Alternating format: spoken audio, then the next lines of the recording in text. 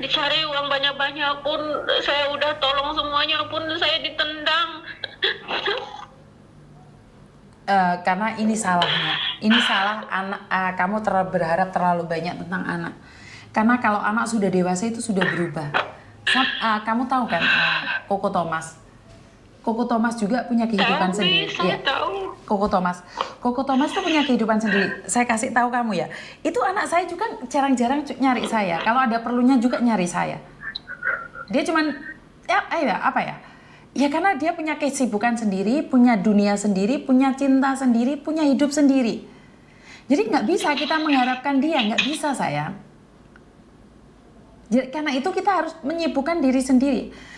Tetap satu hal, doa terbaik buat anak kita. Karena anak kita itu nggak akan melihat kita. Tapi mata kita hanya tertuju pada dia. Sementara dia itu punya tujuan lain dalam hidupnya. Jadi tujuan anak kita itu bukan kita. Jadi jangankan Koko Thomas, yang sama-sama di Indonesia Meme, kadang juga nggak ada kabar sayang. Jadi jangan terlalu berharap. Kamu terlalu berharap kamu akan sakit sesakit-sakitnya. Enggak kayak gitu konsepnya. Iya benar. Karena itu kamu harus bisa membuat mereka itu mencarimu. Doa dan uang yang membuat mereka itu kembali padamu. Jangan ngarepin mereka nggak ada, mereka nggak akan nyari kamu. Kecuali mereka butuh. Ngerti? Benar ya, benar Miss. Jadi jangan harapkan, karena anak itu menyongsong masa depan. Biarkan dia dengan caranya. Nggak bisa kamu mengharapkan dia untuk selalu mencarimu sayang, nggak boleh. Terus saya harus gimana ya Miss? Ya lepaskan dia dengan caramu. Ikhlaskan dia, makanya tadi kan saya bilang kamu harus punya rumah sendiri. Jadi biarkan mereka yang mencarimu. Kamu yang harus menyongsong masa depan mereka. Dan menunggu, orang tua hanya menunggu. Saya berpikir, saya juga dulu nggak ngizinin anak saya pacaran, tau nggak? Tapi Iya. kan dia akhirnya sibuk sama pacarnya. Saya cuma nggak setuju, saya nggak suka. Tapi saya seorang ibu, saya bisa mencintai dia, saya bisa ngasih uang dia. Tapi saya nggak bisa tidur sama dia, Mbak. Saya nggak bisa ngelonin dia. Saya tidak bisa memberikan nafsunya. Karena itu dia punya teman sendiri. Dulu saya nggak ngizinin Koko Thomas itu berteman dengan perempuan seperti ini, nggak boleh. Karena saya takut dia tidak peduli dengan kami. Tapi dia punya kehidupan sendiri. Koko Thomas itu berhak dengan masa depannya sendiri. Akhirnya saya cuma berkata, ini yang tidak baik, ini yang baik. Sebelum anak itu terjatuh, mana tahu sakit, Mbak. Bener gak sih? Ya benar-benar. Izinkan dia dengan caranya bermain. Karena gini loh, cintai anakmu sebatas titipan. Siapa sih yang ikhlas? Enggak ada yang ikhlas. Anak punya pacar tuh nggak ikhlas loh, Mbak. Ngerti nggak? Saya tuh nggak ikhlas loh. Tapi mau apa? Itu adalah kehidupan. Karena itu saya menyadari bahwa dia tuh membutuhkan kehidupan dia yang ke depan. Sementara saya orang tua. Saya hanya melihat dia bahagia, udah. Anak sudah dewasa itu memang tidak akan ikut keluarganya, tidak akan ikut orang tuanya. Yang sama-sama tinggal satu rumah, itu pun nggak pernah ketemu, Mbak. Ngerti nggak? Jadi jangan jisi juga. Jangan mementingkan diri sendiri juga. Karena mengharapkan kasih sayang dari anak terlalu sampai kamu ingin mengakhiri hidup, itu salah. Anakmu punya masa depan dengan cara dia sendiri. Cuman anakmu keterlaluan kalau nggak nanya sama sekali. Tapi kamunya sendiri mungkin terlalu mengikat. Mentang-mentang kamu punya uang, akhirnya kamu memaksa. Karena anak itu bukan diomongin, Mbak. Tapi anak itu dengerin dia ngomong. Anak muda itu nggak suka diajarin. Tapi anak muda itu suka melihat kita seperti apa. Anak muda itu nggak suka diomongin, dikasih wejangan. Nggak suka. Tapi anak muda dengerin dia ngomong. Dengarkan cerita dia. Kenapa orang tua dengan anak nggak bisa berteman? Karena orang tua merasa ingin dihargai. Orang tua itu nomor satu. Sementara omongan orang tua itu pasti benar. Itu menurut kalian.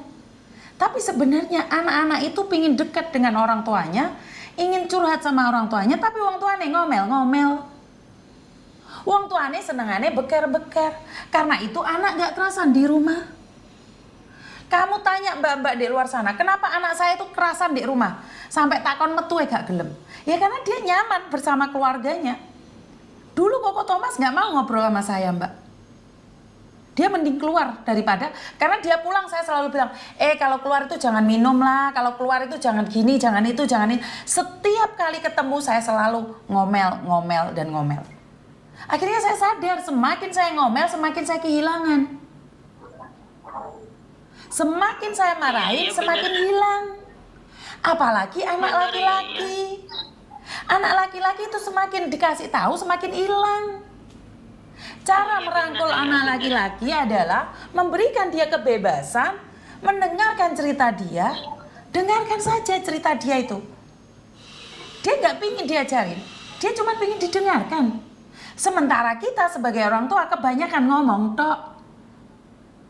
Wong tua ini senengannya merasa tidak diajeni, enggak. Kenapa saya sama Pak Tony menerapkan ke anak-anak? Jadi kita domblong kalau ada anak yang bicara, oh mosok. Lah terus piye? Oh gitu ya.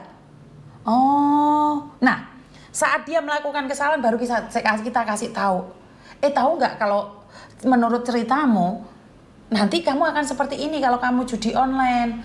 Tahu nggak seperti ini seperti itu. Jadi dengarkan dia ngomong dulu. Ngerti nggak? Iya ngerti Miss ya. Iya, bukan anakmu yang salah. Kamu tadi menanyakan apa salahmu, kamu nggak salah. Tapi kamu over. Kamu ingin menjaga anakmu agar tidak terjatuh. Tapi bagaimana kamu tahu anakmu sakit kalau dia tidak pernah terjatuh? Benar nggak sih? Iya benar. Tapi Miss, ini saya potong dulu bentar ya Miss. Boleh. Tapi jenis anak saya yang ini sih keras kepala sih, saya tahu dia keras kepala. Jadi makanya saya bilang, saya tuh udah ngikutin kemauan dia, nggak usah ditelepon, ya udah saya nggak telepon. Tapi hati saya tuh kayak rindu, nggak nerima gitu. Mis kadang saya nangis sendiri, kok gini ya saya gitu. Saya bertanya-tanya sendiri. Kadang-kadang saya tuh ya udah saya tanya kabar gitu. Saya chat. Tapi itu 3-4 hari nggak dibuka-buka, sementara saya lihat dia aktif kan online tuh. Tapi kan dia punya dunia sendiri, Mbak. Sebentar, dia punya dunianya sendiri. Iya. Dia punya dunianya sendiri, benar. Sementara duniamu adalah dia. Kamu hanya fokus pada anakmu, sementara anakmu fokus sama kehidupannya. Kamu memaksakan dia untuk mencintaimu. Bener sih. Kamu terlalu memaksa. Anak keras kepala itu dibangun dari kamu yang memaksakan diri. Mbak, saya kasih tahu kamu. Meme itu keras. Tapi saya bilang sama dia, kalau kamu keras silahkan. Kalau meme tantrum, tanyakan sama anak-anak saya. Anak-anak saya tantrum itu saya biarkan. Kenapa? Bodoh amat. Saya cuma kasih tahu, mau masuk rumah sakit jiwa atau mau mati, terserah. Kalau kamu mau menjalankan kehidupanmu, lakukan yang terbaik. Tapi pilihan ada di mereka, Mbak. Kamu nggak bisa maksa. Tuh, hilang wongnya.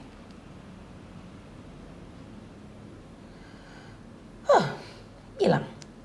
Jadi seperti itu ya teman-teman. Nah, saya nggak paham nih. Mindset kita juga harus diubah ya sebagai orang tua. Jangan overprotective juga.